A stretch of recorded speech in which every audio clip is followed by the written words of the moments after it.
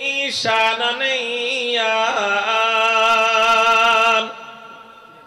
हर लहज़ा है मोमिन की नई शान नहीं यार। गुफ्तार में किरदार में अल्लाह की बुरहान, गुफ्तार में किरदार में अल्लाह की बुरहान। क़हारी गफ़्फ़ारी क़ुद्दूसी जबरूत, क़हारी गफ़्फ़ारी क़ुद्दूसी जबरूत, ये चारों अनासिर हो तो बनता है मुसलमान। ये चारों अनासिर हो तो बनता है मुसलमान। हमसाये जिब्रीले अमी बंदाए खाकी, हमसाये जिब्रीले अमी बंदाए खाकी है। उसका नशीमन न बुखारा न बदख्शा है, उसका नशीमन न बुखारा न बदख्शा। ये राज किसी को नहीं मालूम के मोमिन, ये राज किसी को नहीं मालूम के मोमिन।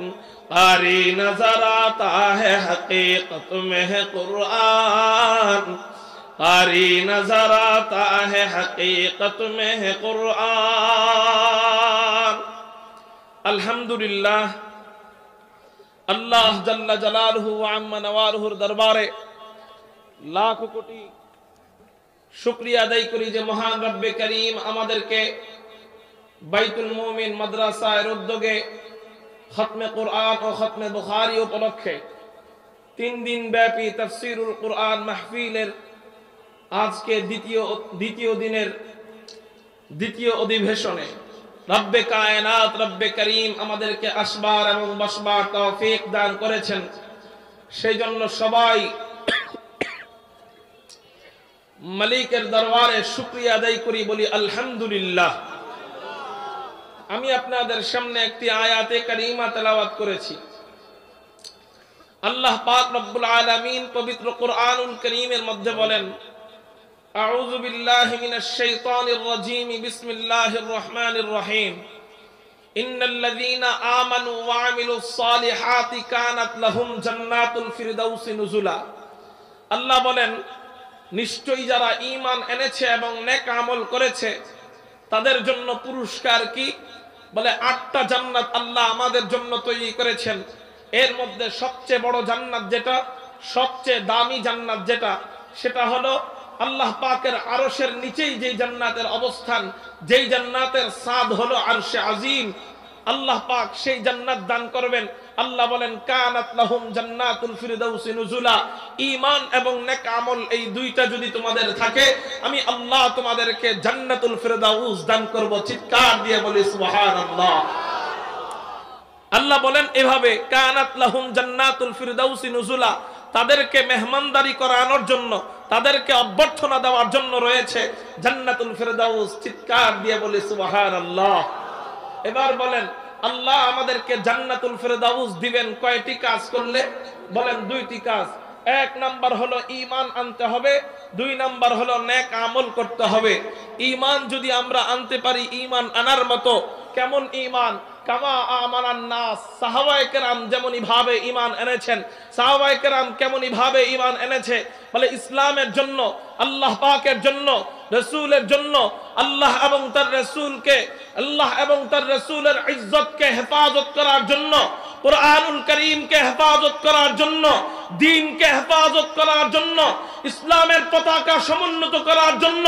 যদি কখনো আমার রাসূল ডাক দিয়েছেন, মার দিকে তাকান নাই, বাবার দিকে তাকান নাই, দাদা দাদির দিক তাকান নাই, নানা নানির দিক তাকান নাই, বিবির দিক তাকান নাই, সন্তানের দিক তাকান নাই, নিজের তাজা রক্ত আর কলিজা দিতে প্রস্তুত হয়ে গেছেন সাহাবায়ে কেরাম।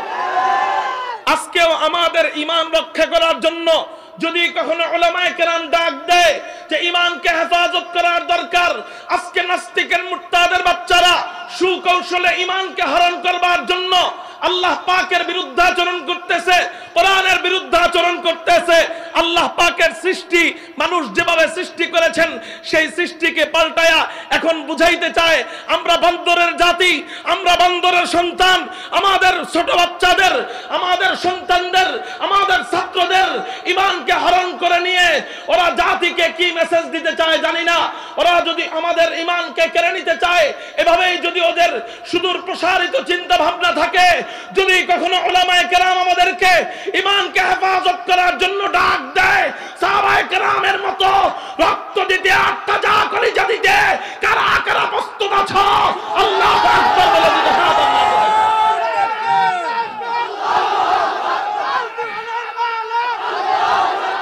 শুনেন, বিএনপি, আওয়ামী লীগ, জামাত ইসলামের শত্রু নয়। আলহামদুলিল্লাহ, বাংলাদেশে যত মসজিদ আর মাদ্রাসা আছে খোঁজ নিয়ে দেখলে দেখা যায় যেমনই ভাবে মাদ্রাসা মসজিদের সভাপতি, সহসভাপতি, সেক্রেটারি, সহ সেক্রেটারি বিএনপিও আবার আওয়ামী লীগও কম না। আলহামদুলিল্লাহ, আওয়ামী লীগ ইসলামের শত্রু নয়, বিএনপি ইসলামের শত্রু নয়, জামাত ইসলামের শত্রু নয়, জাতীয় পার্টি ইসলামের শত্রু নয়। ইসলামের শত্রু দুই একটা মুরগি চোরারা। ঈমানকে কেড়ে নিতে চাচ্ছে বর্তমান আমাদের। যখন দেখে যে বাস্তবে বলে যে ঈমান লা ইলাহা ইল্লাল্লাহ মুহাম্মাদুর রাসূলুল্লাহ বিশ্বাস করো না, তখন এমন এমন সুন্দর সুন্দর জিনিস আমাদের চোখের সামনে ফুটায় ধরতেছে, যেই জিনিসগুলা যদি আমরা বিশ্বাস করি অটোমেটিক আমার ঈমান চলে যাবে। মুহতারাম হাজিরিন, জান্নাতে যাওয়ার এক নাম্বার রাস্তা হলো ঈমান আনতে হবে। কি আনতে হবে বলেন? ঈমান কাকে বলা হয় এটা আমরা অনেকে জানি না। এই জন্য আমার ঈমান কথা বা কাজে যে চলে যায় আমার কোনো খবরই নাই। এই জন্য আমার আগে জানতে হবে ঈমানটা কাকে বলা হয়। ঈমান শব্দের শাব্দিক অর্থ অনেকগুলা, এর মধ্যে একটা আমি বলি যেটা আমাদের বুঝার মূল মাকসাদ, সেটা হলো ঈমান শব্দের শাব্দিক অর্থ হলো বিশ্বাস করা। কি করা বলেন ভাই? এই বিশ্বাস করা দিয়েই আমরা চলি, যে শুধু কালেমা বিশ্বাস করলেই বুঝি হবে, আর কিছু আকাম কুকাম করলে বুঝি ঈমান যাইব না। ঠিক না ভাই? ঠিক। কোন বিষয়ের উপর বিশ্বাস করতে হবে এটা আমরা অনেকেই জানি না। পরিভাষিক অর্থ থেকে, পারিভাষিক অর্থ থেকে বোঝা যাবে ঈমানটা কোন জিনিসের উপর ঈমান আনতে হবে, বিশ্বাসটা কোন জিনিসের উপর রাখতে হবে। ঈমান বলা হয় পারিভাষিক অর্থ, আল ঈমানু হুয়া তাসদীকু মা জাআ বিহি নবী সাল্লাল্লাহু আলাইহি ওয়াসাল্লাম। ঈমান বলা হয় হুজুর সাল্লাল্লাহু আলাইহি ওয়াসাল্লাম আল্লাহর পক্ষ থেকে যা নিয়ে এসেছেন সবকিছুকে হুবহু বিশ্বাস করার নাম হলো ঈমান। সবগুলাকে হুবহু কি করার নাম? একটাকে কিঞ্চিত পরিমাণ অবিশ্বাস করলে তোমার নাম মুসলমানের থাকবে, নাম থাকবে শাহরিয়ার, নাম থাকবে আব্দুর রহমান, নাম থাকবে আব্দুল্লাহ, কিন্তু একটাকে কিঞ্চিত পরিমাণ অবিশ্বাস করবা নাম থাকবে জাফর সাহেব। একটাকে কিঞ্চিত পরিমাণ অস্বীকার করবা, অস্বীকার তো দূরে থাক, ন্যূনতম সন্দেহ করবা, সাথে সাথে ঈমান চলে যাবে। সাথে সাথে কি চলে যাবে? এজন্য আমাদের কথা এবং কাজের দ্বারা এমন বহু কাজ, বহু কথা সংগঠিত হয় যে আমাদের ঈমান চলে যায়। অথচ আমরা শুধু ঈমান বলতে বুঝি কি? আল্লাহরে বিশ্বাস করা, নবীরে বিশ্বাস করা, এই দুইটাই বুঝি, আর কিছুকে বুঝি না। অথচ ঈমান বলা হয় আল্লাহ যা নাজিল করেছেন, নবীজি যা নিয়ে এসেছেন সবগুলাকেই হুবহু বিশ্বাস করতে হবে। একটাকে অবিশ্বাস করলে তার ঈমান চলে যাবে। সবকিছুকে বিশ্বাস করব তো ইনশাআল্লাহ। যেমন দেখেন, সরকার বড় আশা করে তাদেরকে দিয়েছিল, তোমাদেরকে টাকা দেওয়া হবে, পয়সা দেওয়া হবে, তোমরা বইয়ের মধ্যে কোনো সংযোজন বিয়োজন করতে হলে করো, কোনোটা সংযোগ করতে হলে করো, কোনোটা বাদ দিতে হলে দাও, যাতে আমার সন্তানরা সত্যিকারের বুদ্ধিজীবী হতে পারে। বুদ্ধিজীবীদের, লিডারদের অবস্থাই যদি এই হয়, নিজের লেখার মতো যোগ্যতা নাই, শেষ পর্যন্ত গুগল থেকে কপি করে বইয়ের মধ্যে ঢুকায় দিছে, আর একজন বিজ্ঞানীর লেখা কপি করে বইয়ের মধ্যে ঢুকাইছে। ভাই, বইয়ের মধ্যে ঢুকান, সেটা নিয়ে আমাদের কোনো আপত্তি নাই। আপনাদের বই আপনারা বুঝবেন, আপনাদের পড়ালেখার ব্যাপার আপনারা বুঝবেন, আপনাদের লেখাপড়া আপনারা বুঝবেন, কি ঢুকান না ঢুকান সেটা আপনাদের ব্যাপার। কিন্তু বিষয়টা হলো কি, এমন একটা জিনিস ঢুকাইছেন যেই জিনিসগুলা যদি আমার বাচ্চারা, আমাদের ছাত্ররা বিশ্বাস করে, সাথে সাথে ঈমান যেহেতু আল্লাহর পক্ষ থেকে যা এসেছে সবকিছুকে বিশ্বাস করার নাম ঈমান, সেই হিসাবে আমরা বলবো এই বিষয়টা যদি বিশ্বাস করে যে সৃষ্টি, মানুষের সৃষ্টি বান্দরের থেকে হয়েছে, সাথে সাথে তার ঈমান চলে যাবে। এজন্য আপনাদের ঈমান নাই, আপনারা যেভাবে করেন সেটা আপনাদের খুশি, তা আমাদের মুসলমানদের ঈমানকে কেন হরণ করার দরকার আপনাদের? মুহতারাম হাজিরিন, কেন এটা বলার দরকার?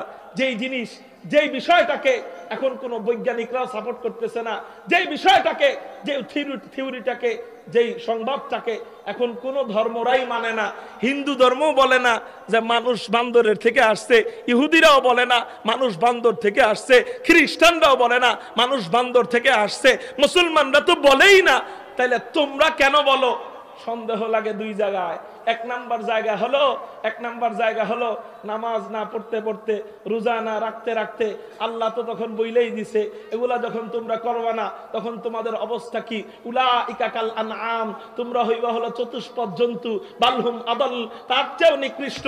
আল্লাহ যেহেতু চতুষ্পদ জন্তুই বলছে, নামাজ না পড়তে পড়তে, রোজা না রাখতে রাখতে, হজে না যাইতে যাইতে, ইসলামের বিরোধিতা করতে করতে, মাহফিল বন্ধ করতে করতে, ওলামায়ে কেরামদের নামে অপবাদ দিতে দিতে, ওলামায়ে নির্দোষ আলেমদেরকে ধর্ষণের অপবাদ দিতে দিতে তোমাদের অবস্থা এমন হয়েছে, উলাইকা কাল আনআম, চতুষ্পদ জন্তুর মতো হয়ে গেছো। এখন তোমরা যখন আয়নার সামনে দাঁড়াও, নিজেকে জন্তু হিসেবেই দেখা যায়, বান্দরের মতো লাগে। এই জন্যই তোমরা বলো আমাদের বাপ দাদার বান্দর।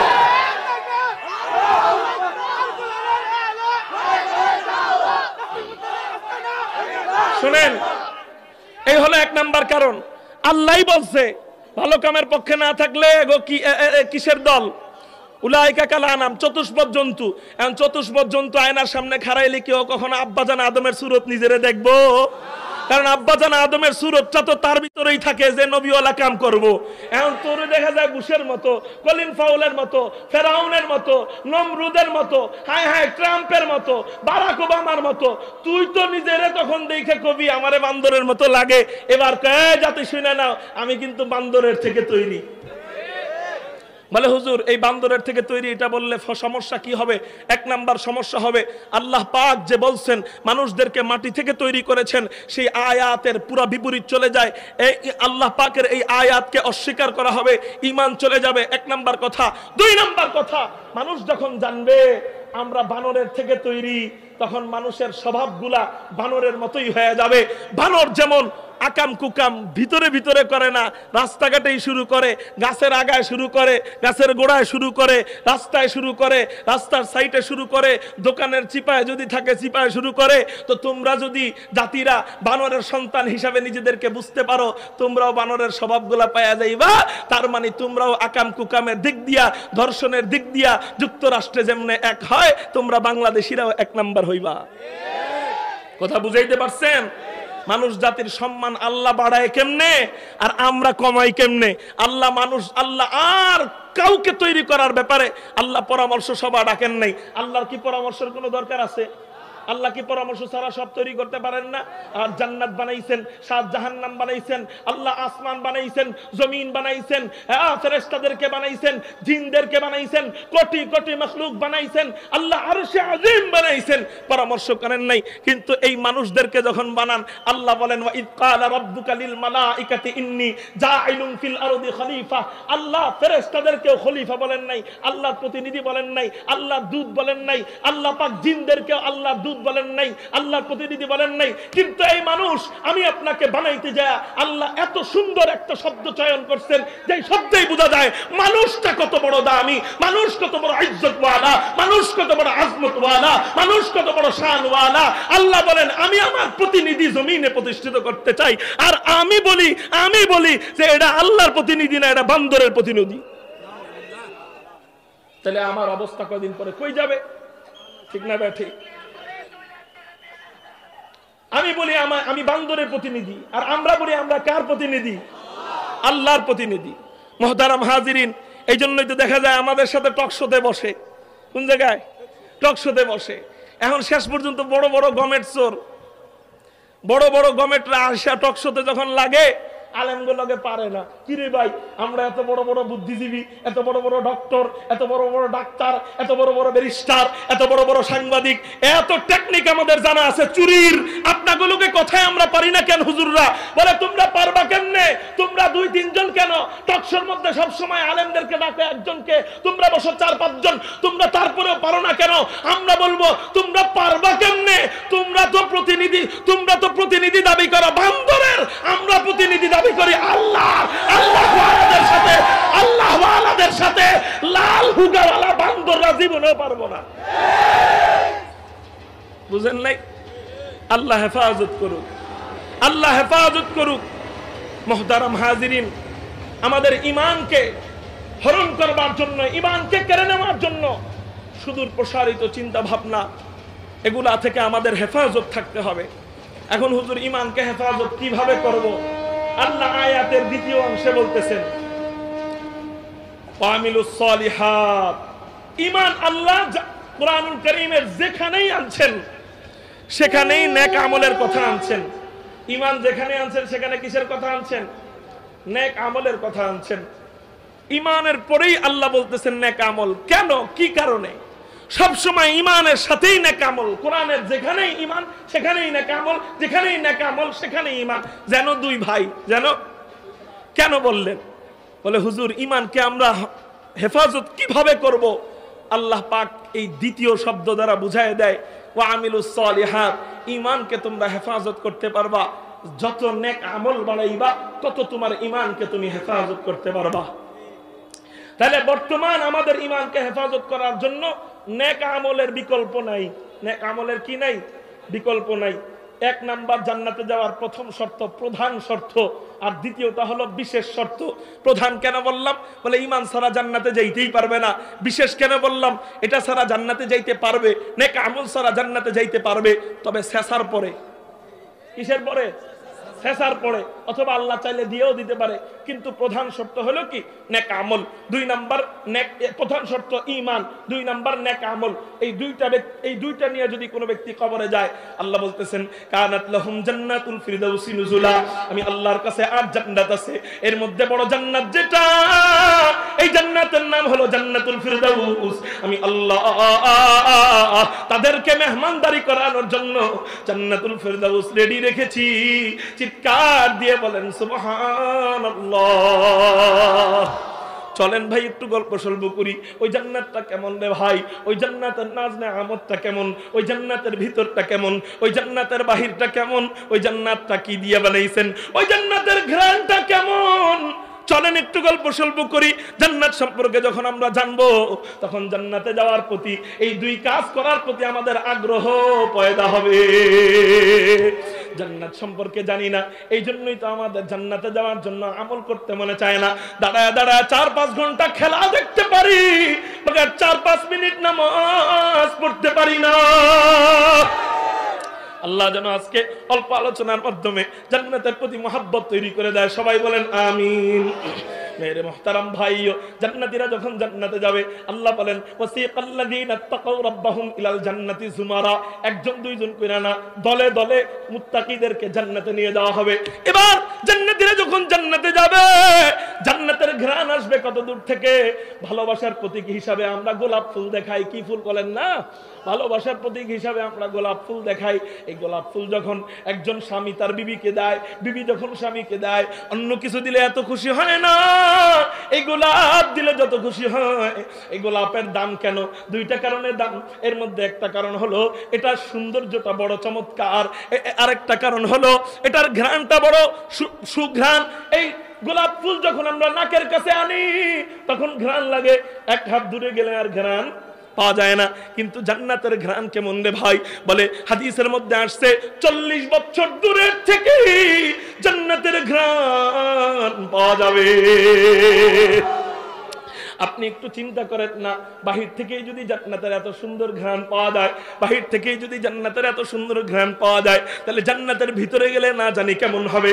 এবার জান্নাতীরা জান্নাতের কাছে যাবে। আল্লাহ পাক রব্বুল আলামিন বলেন, জান্নাতীরা যখন জান্নাতের কাছে যাবে, হাত্তা ইযা জাউহা ওয়া ফুতিহাত আবওয়াবুহা, জান্নাতের দরজাগুলা খুলে দেওয়া হবে, জান্নাতের দরজাগুলা খুলে যাবে। এবার জান্নাতের দরজা কতটুক? জান্নাতের দরজার দুই কপাটের মাঝখান, কপাট চিনেননি?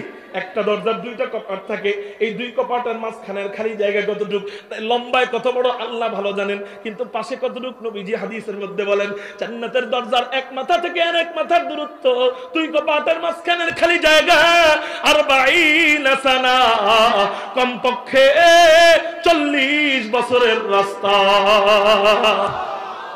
ওমিয়ারে এখান থেকে আমরা যদি গাড়িতে সিলেট যাই অথবা বিমানে যাই, সিলেটে যদি গাড়িতে যাই তাহলে সময় লাগে 8-9 ঘন্টা, কিন্তু বিমানে যদি যাই সময় লাগে আধা ঘন্টা। ও মেরে মুহতারাম ভাইও, এবার চিন্তা করেন এত লম্বা জায়গা, এটা যদি আধা ঘন্টায় পৌঁছানো যায়, আপনি এবার চিন্তা করেন বিমানে যদি এমন ক্ষমতা দেওয়া হতো যে বিমান তুমি চলা আরম্ভ করো, 40 বছর পর্যন্ত তুমি খালি যাইতেই থাকবা। যদি যাওয়া সম্ভব হইতো 40 বছর পরে যাইয়া বিমান যেখানে ল্যান্ড করত ওখান থেকে নিয়ে এই পর্যন্ত কতটা দূরত্বের রাস্তা আপনি একটু চিন্তা করেন। বলে এই রাস্তা এর চেয়েও বেশি খালি জায়গা আল্লাহ পাকের জান্নাতের এক দরজার মাঝখান। জান্নাতের দরজা যদি এত বড় হয়, এবার আপনি চিন্তা করেন জান্নাতটা না জানি কত বড়। এবার জান্নাতীরা জান্নাতের ভিতরে ঢুকবে, জান্নাতের 8 গুণে গুণান্বিত মুত্তাকি বান্দাদের থেকে 8 গুণে গুণান্বিত যেই সমস্ত বান্দারা আছে তাদের জন্য আল্লাহ 8 ধরনের দরজা রাখছেন। সব মুত্তাকি তো এক না, কোন কোন মুত্তাকি বান্দা নামাজ বেশি পড়তে ভালোবাসে, আবার কেউ কেউ রোজা বেশি রাখতে ভালোবাসে, কেউ কেউ আবার অসুস্থ, রোজা রাখতে বেশি পারে না, নামাজ বেশি পড়তে পারে না, তবে নামাজ 5 ওয়াক্ত ঠিক রাইখা জিকিরটা বেশি করতে ভালোবাসে। কেউ আবার এই তিনোটা পারে না, কেউ সদকা করতে বেশি ভালোবাসে, কেউ আবার এগুলা কিছুই পারেন না, অন্য গুণ আছে। এরকম মুত্তাকিনদের মধ্যে কোয়ালিটি আছে না কি নাই বলেন না? কোয়ালিটি আছে। এই কোয়ালিটি ভেদে আল্লাহ 8টা দরজা তৈরি করছেন। আল্লাহ পাক রব্বুল আলামিন নবীজির মাধ্যমে জানায় দেয়, বুখারী শরীফের 416 নম্বর হাদিস, জান্নাতের দরজা কয়টা? বলে ফিল জান্নাতি সামানিয়াতু আবওয়াবিন, জান্নাতের দরজা হলো 8টা। এই 8 দরজার নাম কি? দরজার এক একটা নাম দিয়ে যদি ওয়াজ শুরু করি কমপক্ষে এক একটা দরজা নিয়ে 3-4 ঘন্টা আলোচনা। আমি শুধু নাম বইলা যাব, দরজার ব্যাখ্যা করব না। 1 নম্বর দরজার নাম বাবুস সালাহ, 2 নম্বর দরজার নাম বাবুল জিহাদ, 3 নম্বর দরজার নাম বাবুর রায়্যান, 4 নম্বর দরজার নাম বাবুস সাদাকা, 5 নম্বর দরজার নাম বাবুস শাফাআহ, 6 নম্বর দরজার নাম বাবুল কাযিমিনাল গায়য ওয়াল আফিনা আনিন নাস, 7 নম্বর দরজার নাম বাবুর রাদি, 8 নম্বর দরজার নাম বাবুত তাওবা। চিৎকার দিয়ে বলি সুবহানাল্লাহ। এবার জান্নাতীরা জান্নাতের ভিতরে ঢুকবে। জান্নাতীরা জান্নাতের ভিতরে ঢোকার পর আল্লাহ পাক রব্বুল আলামিন বলেন, জান্নাতীরা যখন দরজা দিয়ে ঢুকবে ফাকালা লাহুম খাজানাতুহা সালামুন আলাইকুম তিবতুম। ও দুনিয়ার রতি মহরতিরা, ও দুনিয়ার লাট সাপের বাচ্চারা, আমরা যখন তোমাদের কাছে কোনো কাজে, মাদ্রাসার কাজে যাই, মসজিদের কাছে যাই, ও দুনিয়ার লাট সাপের বাচ্চারা, ও দুনিয়ার কিছু কিছু গমসরেরা, তোমরা আমাকে সালাম দাও না। আমরা যদি তোমাকে সালাম দিই আসসালামু আলাইকুম, তোমাকে উত্তরের অবস্থা কি? মানুষ আইলো না বান্দর আইলো, কোনো তালি নাই, ঠিক না ভাই? ঠিক। সালামের উত্তর আবার কিছু কিছু মানুষের সালামের উত্তর ওয়াসসালাম। কি ওয়াসসালাম? ওয়াসসালাম মানে শালাকে গালি দিল। কি দিল? ওয়াসসালাম। আচ্ছা, যাই হোক, তো তোরা আমাকে সালাম না দিলে আমাদের কসু আসবে না, কসু যাবে না। তোর রব, তোর 14 গোষ্ঠীর রব, তোর বাপের রব আল্লাহ। আমরা যখন জান্নাতে ঢুকবো আল্লাহ পাক রব্বুল আলামিন আমাদেরকে জান্নাতে যাওয়ার পর সালাম দিবেন, সালামুন কাউলাম মির রাব্বির রহিম।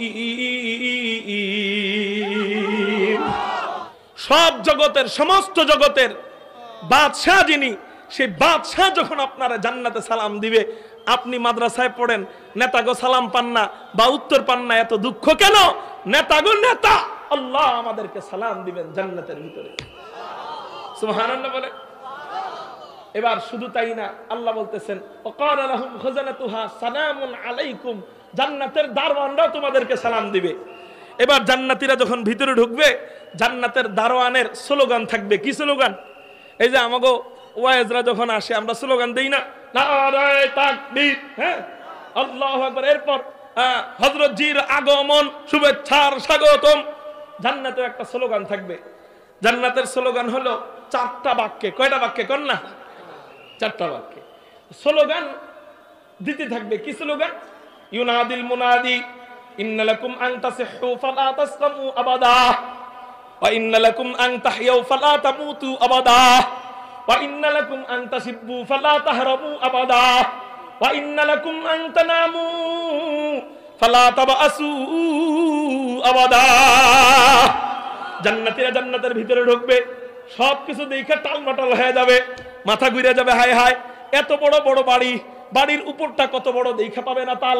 বাড়ির মোটার সাইজ কতটুক, একটা হলো দৈর্ঘ্য আর একটা হলো প্রস্থ। বাড়ির প্রস্থ কতটুক? নবীজি হাদিসের মধ্যে বলেন কমপক্ষে 60 মাইল। কয় মাইল বলেন না?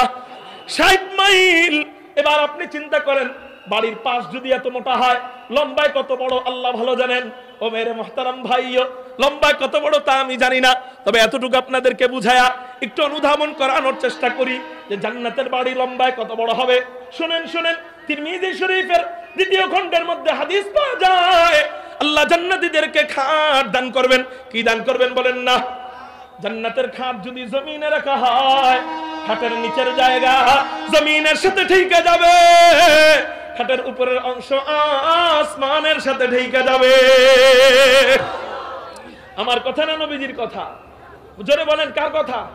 সাধারণ কিতাবের হাদিস না তিরমিজির হাদিস? তিরমিজি শরীফের হাদিস। এমন একটা হাদিসের কিতাবে আছে জান্নাতের খাট আসমান জমিনের মাঝখানের খালি জায়গা ফিল আপ হয়ে যাবে। আপনি জানেন আসমান জমিনের মাঝখানের খালি জায়গা কতটুক? আপনার কাছে এই জ্ঞান আছে? শুনেন, বিজ্ঞান আসমান তালাশ করতে গেছে, খুঁজে পায় না। যখন পায় না তখন কয়, দুই বিজ্ঞানদের মধ্যে পরে 2 মত হয়ে গেছে। এক মতের বিজ্ঞানরা বলে যে আসমান মনে হয় আছে, আমরা খুঁজে পাইতেছি না, হয়তো পাবো, চেষ্টা চালায় যাইতেছি। আর আরেক দল কলা বিজ্ঞানী, যে সমস্ত বিজ্ঞানীদের আসর আমাদের বাংলাদেশের কিছু কিছু সারে গো উপরে পড়ছে। কাগো উপরে? সার না, সারে গো উপরে পড়ছে। ওই বিজ্ঞানী গো আসর, ওই বিজ্ঞানীরা কি করে? আসমান বলতে কিছু নাই, যত উপরে যাই আসমান অত উপরেই যায়, তার মানে আসমান বলতে কিছু নাই। নাউজুবিল্লাহ বলেন। আসলে আসমান বলতে কিছু নাই না, তোর বুদ্ধির তলা নাই। 1.5 হাইতা বউ আংটি পুড়ে গেছে 1 হাত মটকার ভিতরে, এখন আধা হাত দিয়া 1.5 হাইতা বউর হাত কয় হাত? আধা হাত। আর আধা হাত দিয়ে আংটি খুঁজে পায় না। এখন শাশুড়ি আম্মার কাছে যায়, কয় আম্মা আংটি তো খুঁজে পাই না, মটকার ভিতরে গেছে আংটি পুড়া, মনে হয় মটকার তলা নাই। আম্মা কয় বউ মটকার তলা নাই না, তৌরি তলা নাই। আমরা এই ক্ষুদ্র জেহেন নিয়ে, যেই জেহেন নিয়ে একটা মাকড়সার জাল বানাইতে পারি না, যেই জেহেন নিয়ে পিঁপড়ার বাসা বানাইতে পারি না, যেই জেহেন নিয়ে মৌমাছির চাক হাত দিয়ে বানাইতে পারি না, এই জেহেন নিয়ে আল্লাহ পাকের বড় বড় সৃষ্টি নিয়ে গবেষণা শুরু করি, অনেক সময় মাথায় আসে না, তখন বলি মনে হয় মানুষ বান্দরের থেকে তৈরি, তখন বলি মনে হয় আসমান বলতে কিছু নাই। আসলে আসমান বলতে কিছু নাই না, তুই হাতায় দেখ তোর বুদ্ধির তলা নাই। এখন কয় আসমান বলতে কিছু নাই। আচ্ছা ঠিক আছে, তাইলে কি আছে? কয় আমরা সন্ধান পাইছি তারকারাজির। কিসের সন্ধান? তারকার সন্ধান। এখন এমন কিছু তারকার সন্ধান পাইছে যেই তারকার থেকে জমিনের দিকে আলো ছোটে। সূর্যের আলো ছোটার গতি যেমন, তারার আলো ছোটার গতি এমনই। সূর্যের আলো ছোটার গতি কেমন? সূর্যের আলো ছোটার গতি হলো প্রতি 1 সেকেন্ডে 3 লক্ষ মাইল গতিতে তার সূর্যের আলো জমিনের দিকে ধেয়ে আসে। প্রতি 1 সেকেন্ডে কয় লক্ষ? জোরে বলেন কয় লক্ষ? এবার সূর্য কতটুক দূরে? জমিন থেকে সূর্য হলো 15 কোটি কিলোমিটার দূরে। বলেন কয় কোটি? এটা আমার কথা না, এখন কইতেছি বিজ্ঞানীর কথা। 15 কোটি কিলোমিটার দূরের সূর্য জমিনে আলো আসতে 1 সেকেন্ডে 3 লক্ষ মাইল যদি হয়, তাহলে জমিনে আলো পৌঁছাইতে মাত্র সময় লাগে 8 মিনিট 20 সেকেন্ড। সুবহানাল্লাহ বলেন। এখন মনে করেন সূর্য হলো এখানে, এখান থেকে জমিনের দিকে আলো আসতে 8 মিনিট 20 সেকেন্ড সময় লাগে। কয় কোটি কিলোমিটার? 15 কোটি কিলোমিটার। এখন এমন যদি কোনো গ্রহ পাওয়া যাইতো যেই গ্রহ থেকে জমিনের দিকে আলো পৌঁছাইতে 8 মিনিট না 16 মিনিট লাগে, একই সূর্যের গতিতেই আসে, কিন্তু সেই গ্রহ থেকে 16 মিনিট লাগে, তাহলে বলেন আপনারা আমারে, সেই গ্রহটা কি সূর্যের কাছাকাছি না সূর্যের ডাবল উপরে? তাহলে সূর্য যদি হয় 15 কোটি কিলোমিটার দূরে, ওই গ্রহটা হবে কয় কোটি? বলেন 30 কোটির উপরে। এখন আপনারা বুঝছেন, যেহেতু আপনাদেরকে বোঝার সুবিধার জন্য বলি, এটা বললাম। এখন আসেন, এমন যদি কোনো গ্রহ পাওয়া যায় যেই গ্রহের আলো সূর্যের গতিতেই জমিনের দিকে আসে, কিন্তু সেটা বেটারা খুব জ্বালাইতেছে, সেই আলো, যাই হোক, সেই আলো জমিনে পৌঁছাইতে সময় লাগে 8 মিনিট না, 8 ঘন্টাও না, 8 দিনও না, 8 সপ্তাহ না, 8 মাসও না, 8 বছরও না। সূর্যের লাগে কয় মিনিট? কিন্তু সেই গ্রহের থেকে 8 বছরও লাগে না, 800 বছরও লাগে না, 8000 বছরও লাগে না, 8 লাখ বছরও লাগে না, 8 কোটি বছরও হয় না। বিজ্ঞান বলে আমরা এমন তারকার সন্ধান পাইছি যেই তারকার থেকে জমিনের দিকে সূর্যের গতিতেই আলো আসে, কিন্তু সেই তারকার থেকে জমিনে আলো পৌঁছাইতে মাত্র সময় লাগবে কয় মিনিট জানেন? 9 কোটি বছর। কালকে বাড়িতে যাইয়া গোসল টুসুল কইরা সুবহানাল্লাহ কইেন। মিয়া কি হইলো জানেন?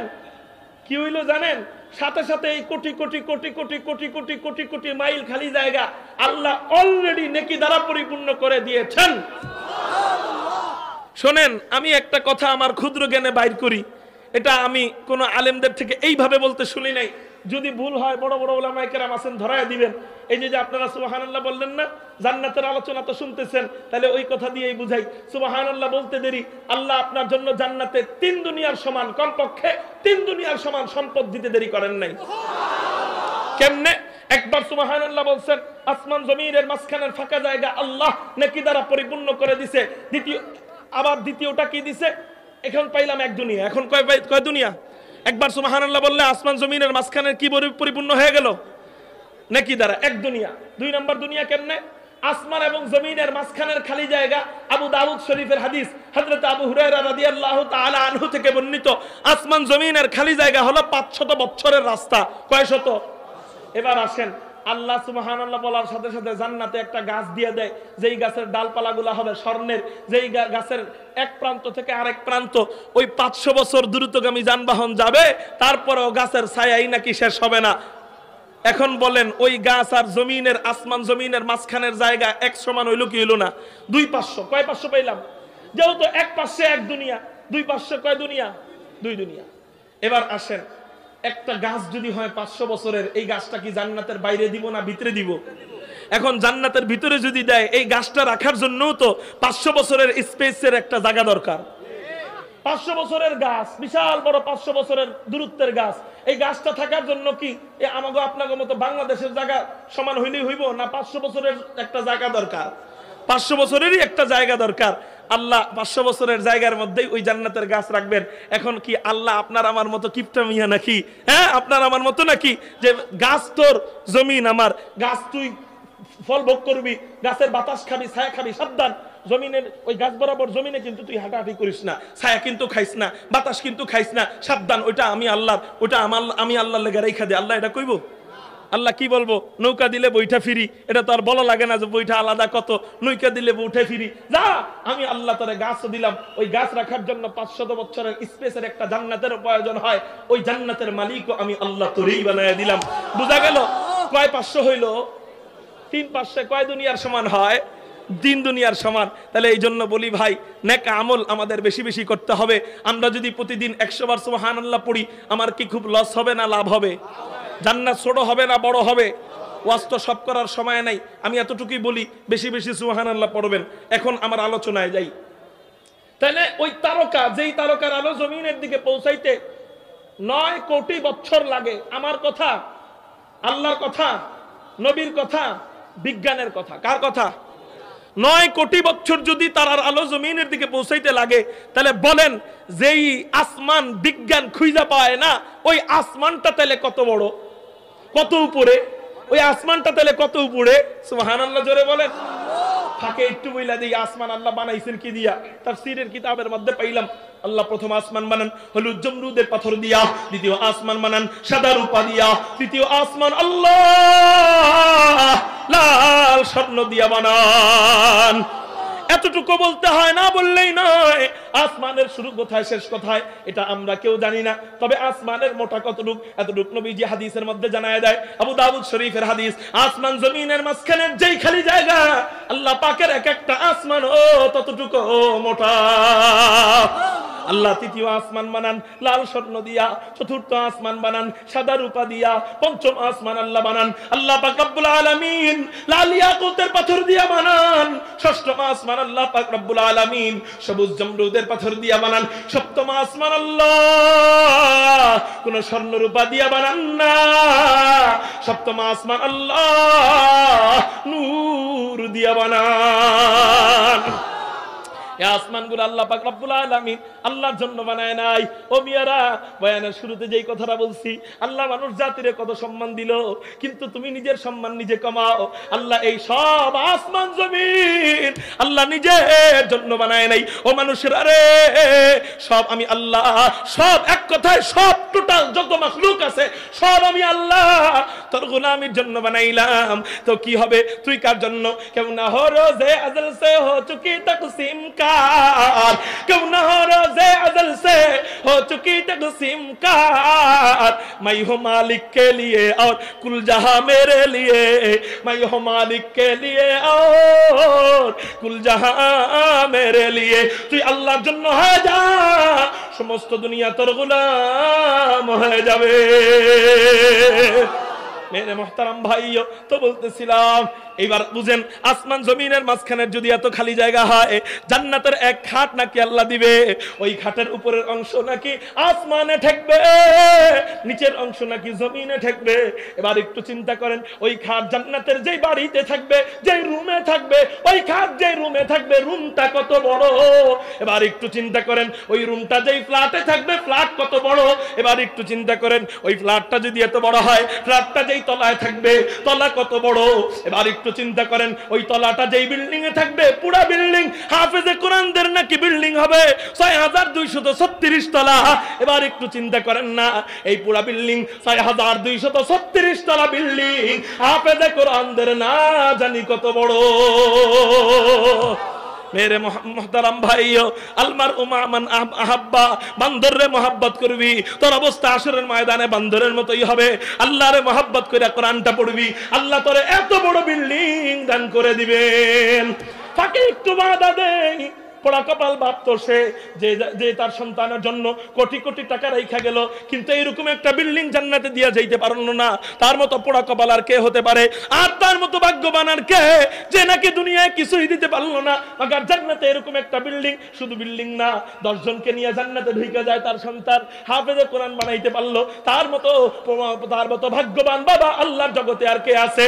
আমরা একটা ওয়াদা দেই, কারা কারা আমাদের সন্তানদেরকে ওইরকম একটা বিল্ডিং গিফট দিব, জান্নাত আমি যাইতে পারবো না পারবো এর কোনো গ্যারান্টি নাই। আমি এমন একজন সুপারিশকারী রাইখা যাই, যেই সুপারিশকারী 10 জনকে যখন নিয়ে যাবে, আমি বাপকেও আমাকে ওই সুপারিশকারী ছেলেটা নিয়ে যাবে। কারা কারা রাজি আছেন কমপক্ষে সন্তানদেরকে হাফেজে কোরআন বানাবেন? আল্লাহু আকবার বলে দুটো হাত আল্লাহকে দেখান।